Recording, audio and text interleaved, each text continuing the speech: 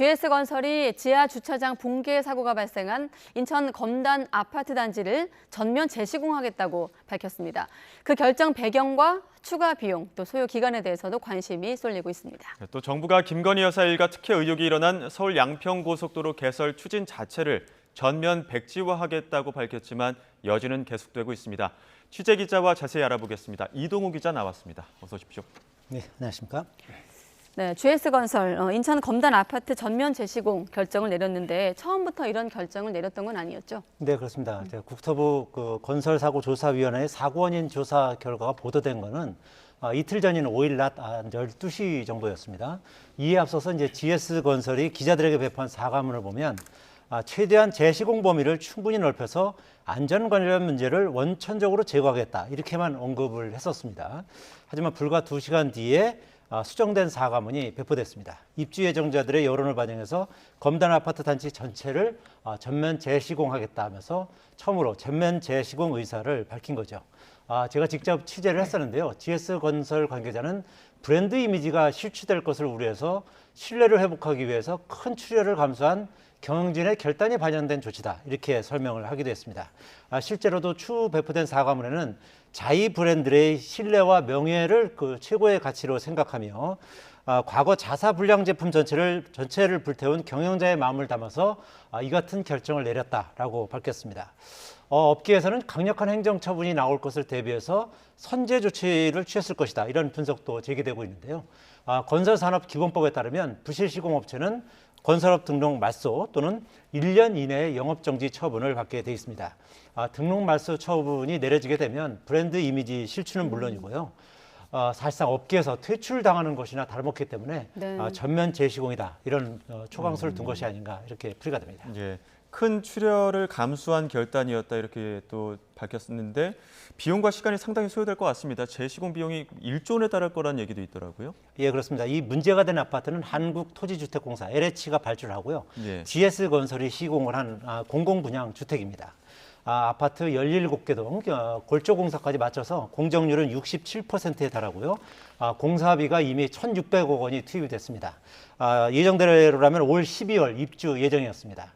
따라서 철거 비용과 재공사 비용 그리고 입주 예정자들에게 지급할 지체 보상금까지 모두 합한다면 GS건설이 부담해야 할 비용이 5천억 원에서 많게는 1조 원에 육박할 것이다. 이런 전망도 업계에서는 나오고 있는 상황입니다. 이에 대해서 GS건설은 아직은 구체적인 비용에 대해서는 추산하고 있는 단계다 이렇게 설명을 했고요.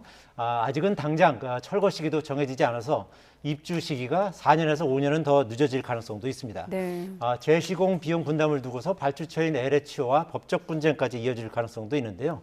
LH 측은 GS건설이 자신들과 협의 없이 일방적으로 전면 재시공 수습안을 발표했기 때문에 이제부터 비용 분담 논의를 시작해야 한다 이렇게 설명했습니다. 네, 다른 건 달 떠나서 지금 입주 시기가 4, 5년 더 늦어질 수 있다고 했으니까 예정자들 입장에서 굉장히 좀 마음이 복잡하겠습니다. 자, 국토부의 정밀 안전 진단 결과 발표도 아직 남아 있는 거죠? 예, 그렇습니다. 국토부 조사위는 붕괴 사고에 있었던 아파트 단지 전체에 대한 네. 정밀 안전 진단을 현재 진행하고 있거든요. 최종 보고서는 다음 달 중순에 발표될 예정입니다. 이 결과에 따라서 시공사인 GS건설과 발주처인 LH에 대한 행정처분도 결정될 것으로 보입니다. 이와 함께 사고 재발 방지를 위한 후속 조치와 GS건설의 전국 83개 공사 현장에 대한 확인 점검 결과도 공개될 예정인데요. 앞서 국토부 조사위는 이번 사고는 설계와 시공, 감리 모든 과정에서 복합적으로 총체적인 문제가 결합해서 발생한 사고라면서 단계별로 재발 방지 대책을 면밀하게 검토해서 발표하겠다 이렇게 밝혔습니다. 예, 그야말로 뭐 유명한 대기업인 GS건설마저 이렇게 부실공사 논란이 있다면 중소업체는 어떨까 이런 또 불안감들도 확산할 것 같습니다. 예, 그렇습니다. 실제로 자이라고 하는 브랜드는 업계에서 1, 2위를 달리고 있는 유명 브랜드 아니겠습니까? 네. 이런 업체에서 이제 부실공사가 있었기 때문에 많은 사람들이 이제 부실공사와 관련한 불안감을 느끼고 있는 것이죠. 예. 그렇다면 이제 다른 중소건설업체에서 짓는 아파트는 얼마나 더 부실할 것이냐 이런 걱정이 예. 많을 수밖에 없는 그런 상황인 것이죠. 실제로 최근 경기도 이천의 한 중견업체 그 현장 근로자가 철근을 규정보다 적게 넣은 채 그 공사를 했다 이렇게 폭로하기도 했어요.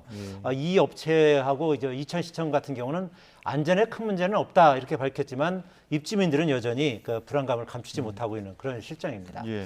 이렇게 부실 공사가 이어지는 것은 그 아시다시피 이제 최근 건설 자재비하고 인건비 등이 크게 올랐기 때문에 건설 그 사들이 이제 수지 타산을 맞추기 이제 어려운 상황에 몰리는 거죠. 그러다 보니까 철근 등 자재를 설계보다 적게 넣는 등 이제 부실 공사를 하는 것으로 이렇게 추정이 되고 있고요. 예. 다만 이번 그 인천 검단 아파트 전면 재시공 그리고 지난해 광주 화정동 아이파크 붕괴 사고가 있었지 않았습니까? 예. 이런 그 사고들을 봤을 때 건설사들이 지금 이번에는 뭐 거의 5천억에서 1조 원 그리고 화정동 아이파크 같은 경우는 지금 3,700억 원을 지금 책정하는 상태거든요. 이렇게 그 부실 공사를 하면 건설사들이 엄청난 경제적 피해를 입는다는 것을 확실하게 이제 각인시키는 그런 효과가 있다. 뭐 이렇게 평가하는 사람들도 제법 있습니다. 사실 GS건설 또는 현대산업개발은 대형 회사이기 때문에 이러한 경제적 부담을 어느 정도 안고도 재개할 가능성이 있지만 중소업체 같은 경우는 뭐 이런 비슷한 사고가 날 경우에는 결국 도산할 수밖에 없는 그런 상황에 몰리는 것이죠. 예. 하여튼 이번 사고를 계기로 건설사들이 부실 공사를 하면은 회사가 망할 수도 있다 이런 점을 깨닫고 정부도 부실 공사 방지와 관련한 확실한 대책을 수립할 필요가 있다 이렇게 볼 수 있겠습니다. 예. 네, 건설사의 재시공을 주제로 얘기했다면 이번에 얘기할 곳은 국책 사업이 전면 백지화되면서 들썩이고 있는 지역이 있습니다. 바로 경기도 양평 지역인데 지금 이 문제를 가지고 정가가 시끄럽습니다만 오늘은 경제부 기자와 함께 사업이 전면 백지화된 배경과 또 앞으로의 사업 전망을 좀 중심으로 따져보겠습니다. 자, 이번에 김건희 여사 일가에 대한 특혜 의혹이 제기된 양평 고속도로 사업이 원희룡 국토부 장관의 어떤 결정으로 전면 백지화가 됐습니다. 그렇습니다. 원희룡 장관이 그 어제 당정협에서 이제 이 전면 백지화하겠다. 네. 이렇게 이제 밝혔는데요. 이렇게 밝힌 배경 같은 경우를 보면은 원희룡 장관이 오늘 이제 그 한 언론과의 이제 인터뷰를 통해서 그 배경에 대해서 설명을 했거든요. 네. 민주당의 이제 선동 프레임에 말려들 수 없다 이런 판단 아래 윤석열 대통령과 상의 없이 독자적으로 결정을 내렸다 이렇게 밝혔어요. 네. 그러면서 이제 민주당이 거짓말 선동 프레임으로 재미를 보려 한다면서 김건희 여사 일가 특혜 의혹을 임기 내내 계속 걸고 넘어져야 할 텐데 이런 상태로는 도저히 사업을 추진할 수 없다 이렇게 설명하기도 했습니다. 원 장관은 어제 그 당정 협의에서도 이 정부 임기 내내 김건희 여사 측이 양평 선산을 옮기거나 처분하지 않는 한 민주당의 선동이 끊이지 않을 것이기 때문에 그 원인을 제거하는 것이다 이렇게 설명을 했고요. 또 민주당의 선동 프레임에 국력을 낭비할 수도 없다. 뭐 이런 식으로 아주 상당히 그 강력하게 얘기를 했습니다. 또 이어서 그동안 특이 사항이 없었기 때문에 진행됐던 사업이지만 아무리 경제적 기술적으로 타당하더라도 의심 살 일을 해서는 안 된다고 보고서 사업 백지화를 선언한 것이다. 이렇게 강조하기도 했습니다. 또 양평 주민들을 향해서는 임기 끝까지 의혹에 시달리는 것보다는 그 책임을 지고 끊어내는 것이 국가와 국민을 위해서도 좋다. 이렇게 네. 생각했다면서 죄송하지만 양평 국민들은 조금만 참아달라 이렇게 당부하기도 했습니다. 결국 양평 고속도로 특혜 의혹이 내년 총선에 상당한 부담을 안겨줄 가능성이 높기 때문에 이렇게 좀 극약청을 내는 것이 아닌가 이렇게 풀이가 되고요.